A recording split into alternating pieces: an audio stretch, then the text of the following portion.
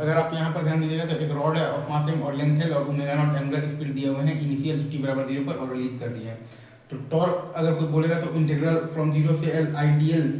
Into B into L, तो वो आ जाएगा I B into L square by 2, तो वो मतलब आ जाएगा B square omega into L 4 by 4 R. ई लिखिएगा तो half B omega L square हम जानते हैं आई ई बाई आर, तो B omega L square by 2 R, ठीक है। और टॉर्क बराबर आई अल्फा होता है, ठीक है।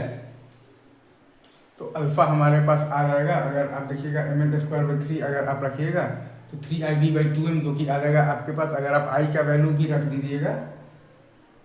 ठीक है, तो आपके पास आ जाएगा 3 into B square omega into L square by 4 M R, ठीक है।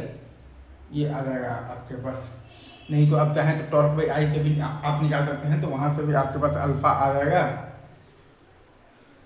अल्फा आ जाएगा आपके पास 3 into B square omega L 4 by आ जाएगा 4 एम आर, और एक एल स्क्वायर से एल स्क्वायर भी आपके पास मतलब भी कैंसिल हो जाएगा, और माइनस आप और बराबर आप लिख दीजिए minus D omega by D T, तो वहाँ से ओमेगा आ जाएगा ओमेगा नॉट इंटू ई का पावर माइनस 3/4 मतलब into B square L square by M R into T, और फिर ओमेगा को आप लिख दीजिएगा D theta by D T, तो आपके पास थीटा आ जाएगा omega naught into 4 M R, ठीक है, बाई आ जाएगा 3 B square into L square into 1 minus E का power minus 3/4 into B square L square by M R into T. और वैसे ही अगर आप करेंगे तो आपसे अगर कोई हीट प्रोड्यूस बोले तो integral of the I square R D T from 0 से इन्फिनिटी, तो अगर आप वो अच्छा आई आप पहले आप लिख दीजिए, आई आपके पास आ जाएगा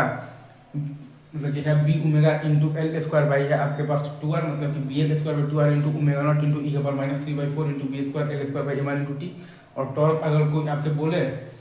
तो है आपके पास B square omega L 4 by 4 R, तो वो आ जाएगा आपके पास,